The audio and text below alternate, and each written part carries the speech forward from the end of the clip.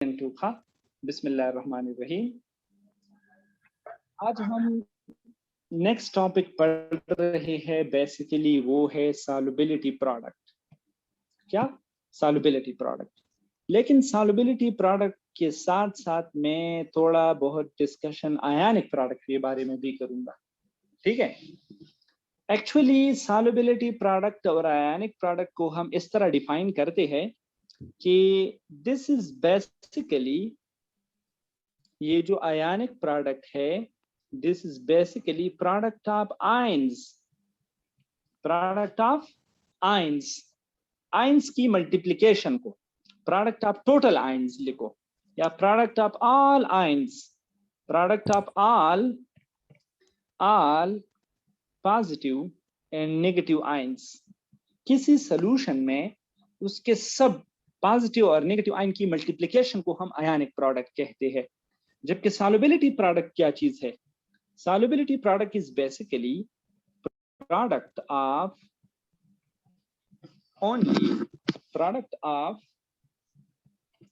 only solvated ions,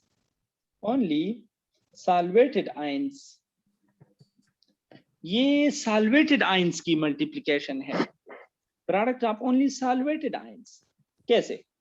for example मैं एक salt लेता हूँ, साल्ट।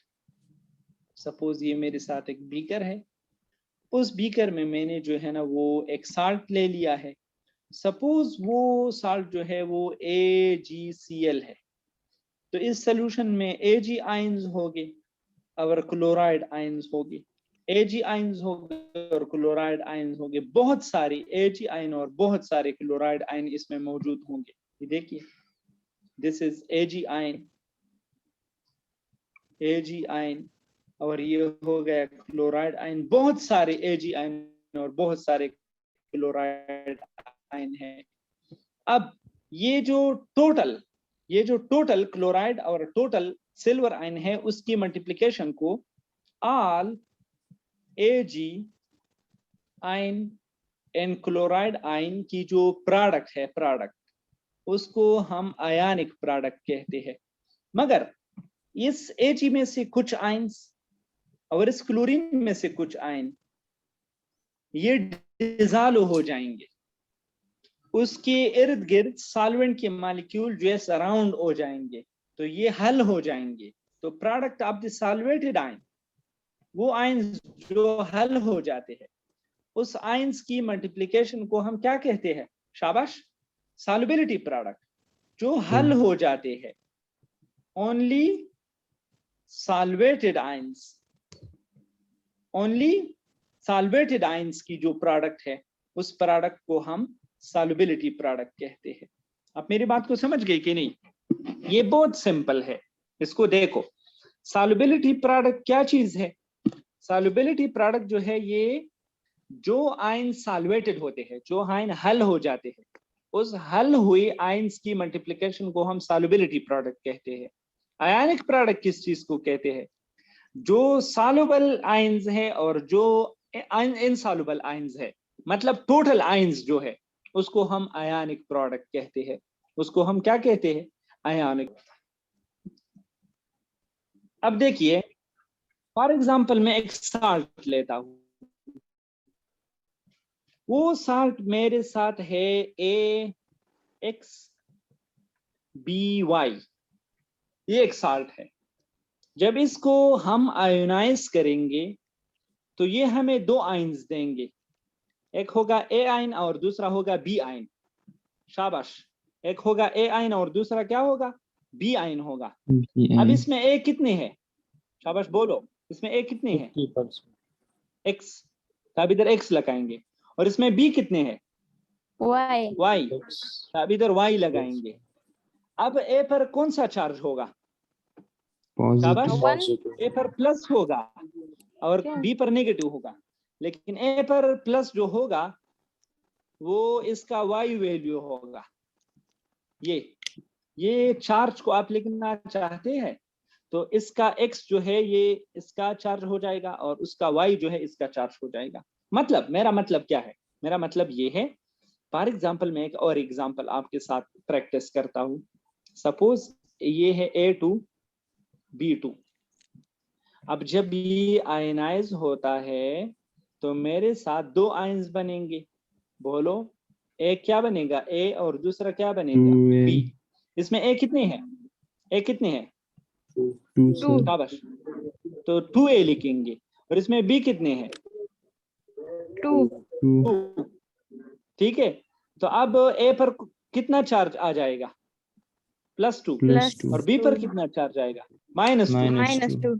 ठीक है, सपोज ये C को, ठीक है, ये C को सपोज आप तीसरा करता हूं, ये आप करेंगे अब। ठीक है, सपोज ये है A3B2। जब ये आयनाइज हो जाएगा तो क्या क्या बनेंगे? जल्दी जल्दी बोलो। एक बनेगा A+2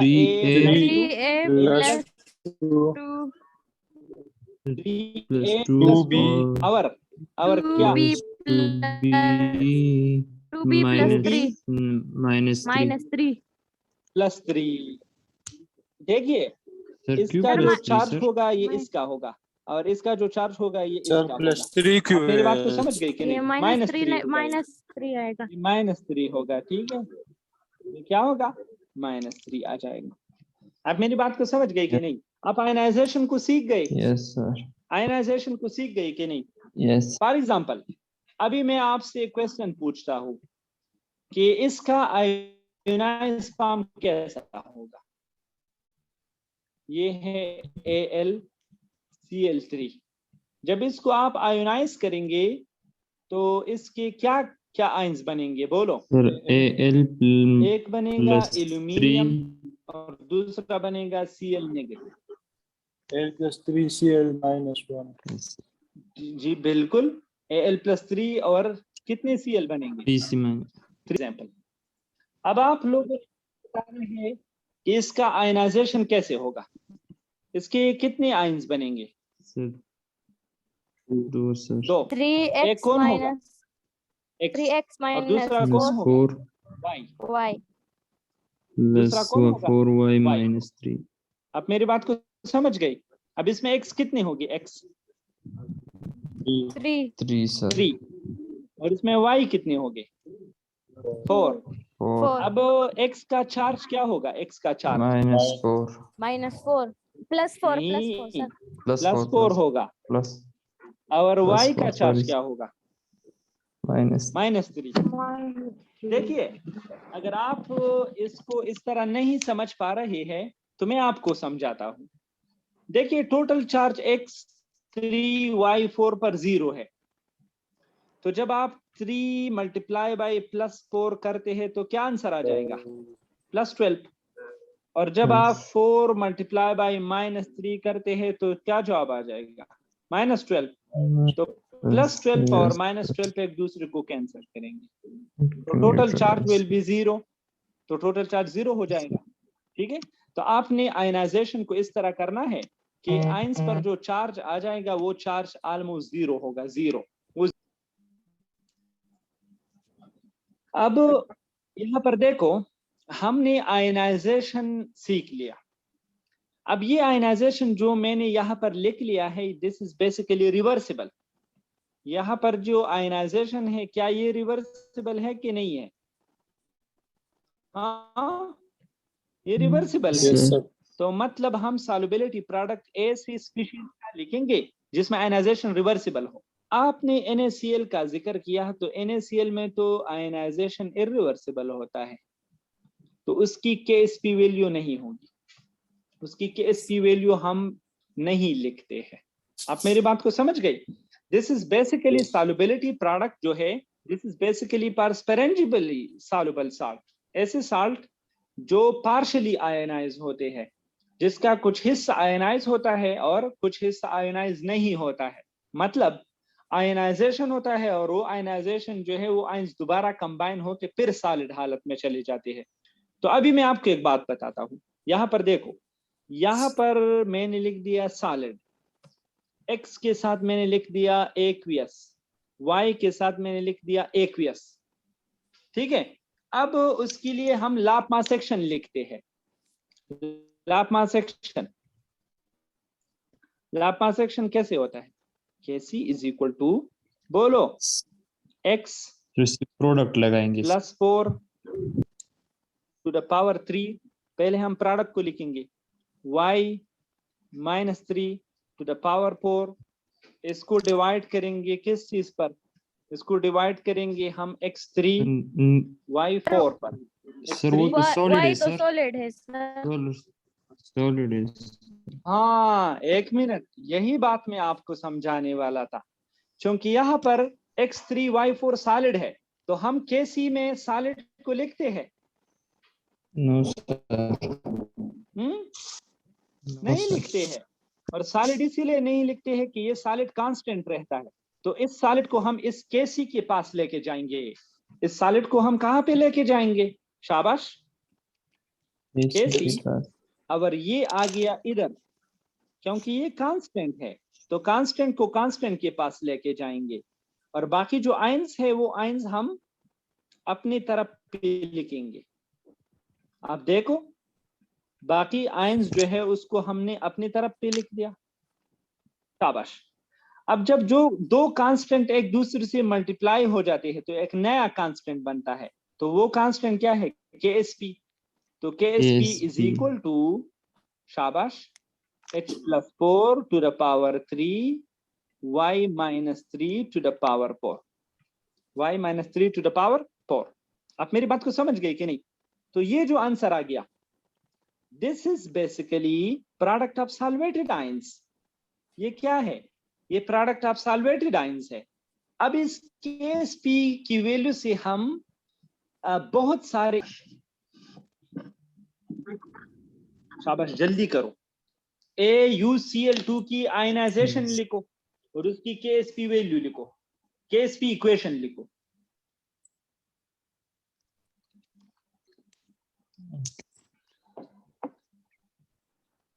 जब आप